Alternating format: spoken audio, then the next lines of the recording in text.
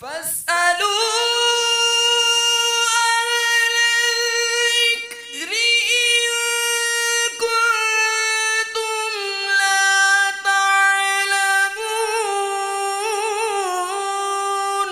تو اے لوگو علم والوں سے پوچھو اگر تمہیں علم نہ ہو۔ صلوا علی الحبیب صلی اللہ علی محمد صلی اللہ علیہ وسلم۔ الحمدللہ رب العالمین والصلاة والسلام علی سید الانبیاء والمرسلین، اما بعد فاعوذ باللہ من الشیطان الرجیم، بسم اللہ الرحمن الرحیم۔ الصلاة والسلام علیک یا رسول اللہ وعلی آلک واصحابک یا حبیب اللہ۔ شہر رمضان الذی انزل فیہ القرآن ھدی للناس وبینات من الہدی والفرقان۔ رمضان کا مہینہ جس میں قرآن اترا لوگوں کے لیے ہدایت اور رہنمائی اور فیصلے کی روشن باتیں۔ فمن شہد منکم الشہر فلیصم، تو تم میں جو کوئی یہ مہینہ پائے ضرور اس کے روزے رکھے۔ ومن کان مریضا او علی سفر فعدۃ من ایام اخر، اور جو بیمار یا سفر میں ہو تو اتنے روزے اور دنوں میں رکھے۔ یرید اللہ بکم الیسر ولا یرید بکم العسر، اللہ تم پر آسانی چاہتا ہے اور تم پر دشواری نہیں چاہتا۔ وَلِتُكْمِلُوا الْعِدَّةَ وَلِتُكَبِّرُوا اللَّهَ عَلَى مَا هَدَاكُمْ وَلَعَلَّكُمْ تَشْكُرُونَ، اور اس لیے کہ تم گنتی پوری کرو اور اللہ کی بڑائی بولو، اور اس پر کہ اس نے تمہیں ہدایت کی اور کہیں تم شکر گزار بن جاؤ۔ اللہ، کتنی ہی پیاری پیاری باتیں اللہ تبارک و تعالیٰ نے یہاں پر ارشاد فرمائی۔ اللہ اکبر۔ ون بائی ون کر کے ہم سنتے ہیں کہ اس کے اندر اللہ تبارک و تعالیٰ نے کتنی پیاری باتیں ارشاد فرمائی ہیں۔ پہلا یہ ہے کہ رمضان کا مہینہ 12 مہینوں میں سے واحد یہ مہینہ ہے جس کا نام قرآن میں اترا۔ کیوں؟ اس لیے کہ اللہ تبارک و تعالیٰ نے ایک تو اس کے اندر قرآن نازل فرمایا رمضان کے مہینے میں۔ رمضان کے مہینے میں نازل ہونے کا کیا مطلب ہے؟ ایک تو یہ ہے کہ قرآن شریف اترنے کی ابتدا رمضان سے ہوئی، یعنی پہلی جو وحی آئی وہ رمضان کے مہینے میں آئی۔ ایک معنی اس کا یہ ہے۔ ایک معنی یہ ہے کہ لوح محفوظ سے بیت العزت میں جو پہلا آسمان ہے اس میں ایک گھر ہے جس کو بیت العزت کہا جاتا ہے، محل ہے، کوئی جگہ ہے، اس کو بیت العزت کہا جاتا ہے۔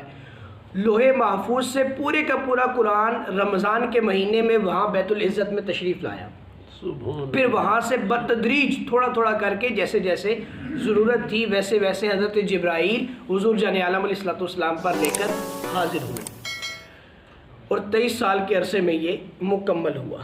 اور ایک یہ ہے کہ رمضان وہ ہے جس کی شان و شرافت کے بارے میں قرآن جو ہے اس میں نازل ہوتا رہا۔ یہاں پر ایک بات یہ بھی پتہ چلتی ہے کہ اگر کسی چیز میں خود اپنی عظمت نہ ہو، جیسے رمضان میں پہلے خود سے کوئی شرافت نہیں تھی لیکن قرآن کو اس سے نسبت ہوئی تو اللہ تبارک و تعالیٰ نے اس کو شرف والا کر دیا۔ پھر اس کے اندر روزے رکھنے کا حکم کسی بھی مہینے میں آ سکتا تھا، شوال میں آ جاتا، ذوالقعدہ میں آ جاتا، ذوالحج میں آ جاتا، محرم میں آ جاتا، لیکن اللہ نے روزوں کو خاص کر دیا رمضان کے ساتھ۔ تو یہ اللہ کے دو حکم ہے، قرآن شریف، دوسرا روزے رکھنے والا جو ایک خاص عمل تھا وہ رمضان کے ساتھ خاص کیا، تو اللہ نے اس کو شرف عطا کر دیا اس رمضان کو کہ اس رمضان کے مہینے کا نام اللہ نے قرآن میں اتار دیا۔ باقی 11 مہینوں میں سے کسی مہینے کا نام قرآن میں نازل نہیں ہے۔ تو پتہ چلا کہ جس کے اندر خود سے شرف نہ ہو لیکن اس کی شرف والی کسی چیز کے ساتھ نسبت ہو جائے تو وہ بھی شرف والا ہو جائے۔ تو اگر رمضان کا مہینہ یہ شرف والا ہو سکتا ہے روزے رکھنے کی وجہ سے، قرآن کے ساتھ نسبت ہونے کی وجہ سے، تو کیا ربیع الاول صاحب قرآن کی وجہ سے عظمت والا نہیں ہو سکتا؟ وہ گھڑی جس میں حضور جان عالم علیہ السلام دنیا میں جلوہ گر ہوئے، وہ گھڑی کیا عظمت و شرف والی نہیں ہو سکتی؟ اس گھڑی میں اگر اہل سنت کے احباب کھڑے ہو کر حضور پر درود و سلام پڑھیں تو اس کو کیوں برا کہا جاتا ہے؟ کیونکہ وہ تو اس عظمت والی گھڑی کی تعظیم کر رہے ہیں جس گھڑی میں میرے آقا دنیا میں تشریف لائے، اس مہینے کی تعظیم کر رہے ہیں، اس مہینے سے محبت کر رہے ہیں جس مہینے میں صاحب قرآن تشریف لایا، تو پھر اس کو برا کیوں سمجھا جاتا ہے؟ وہ بالکل برا نہیں ہے، وہ عظمت والا ہے اس لیے کیونکہ اس کو حضور سے نسبت حاصل ہے۔ تو جس چیز کے ساتھ حضور کو نسبت ہو جائے وہ چیز عظمت والی ہو جاتی ہے۔ اس لیے ہم کہتے ہیں کہ ہر صحابی نبی جنتی کیوں؟ کیونکہ ان صحابہ کو نسبت حضور سے ہوئی ہے، ان کی پچھلی زندگیوں میں جو بھی معاملات تھے ان سے ہمیں کوئی غرض نہیں، ہمیں اس بات سے غرض ہے کہ انہوں نے میرے آقا کے چہرے کی زیارت کی، میرے آقا پر ایمان لایا ہے، میرے آقا کی نسبت کی وجہ سے وہ صحابی بنے ہیں، ہمیں بس اس بات سے غرض ہے۔ پیچھے جو بھی معاملات ہوئے ہمیں اس سے کوئی غرض نہیں ہے، ہمیں اس سے غرض ہے کہ وہ حضور جان عالم علیہ السلام کے نام پر انہوں نے اپنی جانیں قربان کی ہیں۔ اس پر کیا ہے، حضرت یحییٰ اور حضرت عیسیٰ یہ دونوں وہ بزرگ انبیاء کرام ہیں کہ جنہوں نے اللہ تبارک و تعالیٰ کے نبی ہیں، اور انہوں نے اپنی پیدائش والے دن پر بھی، اپنے وصال والے دن پر بھی، اور اپنے اٹھائے جانے والے، حضرت یحییٰ بھی زندہ آسمان پر اٹھائے گئے تھے۔ ان دونوں نے اپنے ان تینوں دنوں کے ساتھ نسبت رکھنے والا جو دن تھا اس پر سلام فرمایا ہے سورہ مریم میں آیت نمبر 33 میں اور آیت نمبر 15 میں۔ ان دونوں آیات میں ان دونوں انبیاء کرام نے اپنے ان دنوں پر سلام فرمایا، یعنی پتہ چلا کہ یہ نبی بھی اگر اس پر سلام کرے اور وہ آیات قرآن میں بھی نازل ہوئیں تو پتہ چلا کہ جس چیز کے ساتھ نسبت رکھنے والی عظمت والی چیز کے ساتھ نسبت ہو جائے تو وہ چیز جو ہے وہ شرف والی ہو جاتی ہے۔ پھر دوسرا، اس آیت کے اندر ایک لفظ آیا الفرقان، قرآن کے 23 نام قرآن میں ہی ذکر ہوئے ہیں، قرآن کے 23 نام قرآن میں ہی ذکر ہوئے ہیں، یہ قرآن کا دوسرا اور بڑا مشہور نام ہے۔ جن ناموں سے زیادہ مشہور ہے قرآن پاک، ایک تو قرآن ہے، دوسرا الفرقان ہے کہ یہ حق و باطل میں امتیاز کرنے والی کتاب ہے۔ پھر قرآن کی 3 شانیں بھی اس آیت میں بیان ہوئی، ایک یہ کہ قرآن ہدایت والا ہے، دوسرا یہ ہے کہ قرآن روشن نشانیوں پر مشتمل ہے، اور تیسری یہ ہے کہ قرآن جو ہے وہ حق اور باطل کے درمیان تمیز کرنے والا ہے۔ پھر آگے اللہ تبارک و تعالیٰ نے فرمایا یرید اللہ بکم اليسر، یعنی اللہ تم پر آسانی چاہتا ہے۔ آسانی کس طریقے سے ہے؟ دیکھیے اللہ تبارک و تعالیٰ نے رمضان کے روزے فرض کیے، لیکن یہ نہیں کہا کہ رمضان میں ہی سارے رکھنے ہیں۔ کوئی بیمار ہے بعد میں رکھ لو، مریض ہے، سفر میں ہے بعد میں رکھ لو۔ اسی طریقے سے نماز پڑھنے کے تعلق سے اللہ نے آسانی یہ فرمائی کہ کھڑے ہو کر نماز پڑھنا یہ لازم ہے، نہیں پڑھ سکتے بیٹھ کے پڑھو، بیٹھ کے نہیں پڑھ سکتے لیٹ کے پڑھو، اشارے سے پڑھو۔ پھر اللہ تبارک و تعالیٰ نے تمام جانور جو ہیں وہ حلال کیے، چند گنتی کے جانور حرام کر دیے، اس کے علاوہ سینکڑوں جانور پرندے اللہ نے حلال کر دیے۔ وہ کہو ریشم کا کپڑا مرد کے لیے منع کیا، 20 قسم کے کپڑے حلال کر دیے کہ وہ پہن لو، صرف ایک نہ پہننا۔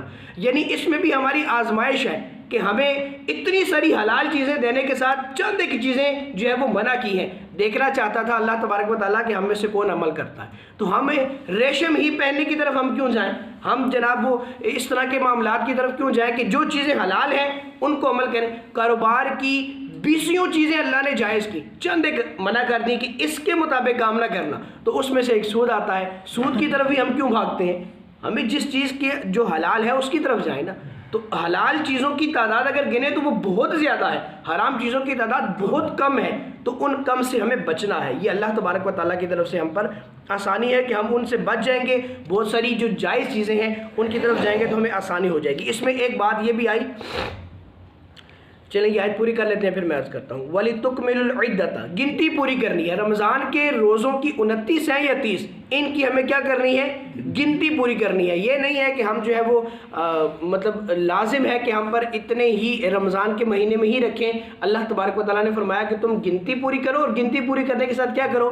اللہ کی بڑائی بولو۔ یعنی اگر تم تمہیں کوئی مسئلہ تھا, تم اس مسئلے کی وجہ سے رمضان میں نہیں رکھ سکے, آگے تم نے رکھے, تو اس کے ساتھ تم کیا کرو کہ اللہ کی پاکیزگی بولو, اللہ کی بڑائی بیان کرو, اللہ کا شکر گزار بن جاؤ کہ اللہ تیرا شکر ہے کہ تو نے رمضان میں ہی بالکل لازم نہیں کیا بلکہ ہمیں بعد میں بھی رکھنے کی اجازت دی. اس پر تیرا ہم شکر ادا کرتے ہیں کہ رمضان میں بڑا سخت بیمار تھا, نہیں پورے کر سکے, اب پورے کیے ہیں, اللہ تبارک و تعالیٰ اس کو رمضان کے مطابق میں پورا کرتے. تو یہ گنتی پوری کرنی ہے, اور گنتی پوری کرنے کے ساتھ اللہ کا شکر بجا لانا ہے. اس میں دوسری ایک بات یہ بھی نماز کے تعلق سے آئی کہ نماز اگر ہم کھڑے ہو کر نہیں پڑھ سکتے تو بیٹھ کر پڑھ لیں, بیٹھ کر نہیں پڑھ سکتے تو لیٹ کر پڑھ لیں, اشارے سے پڑھ لیں.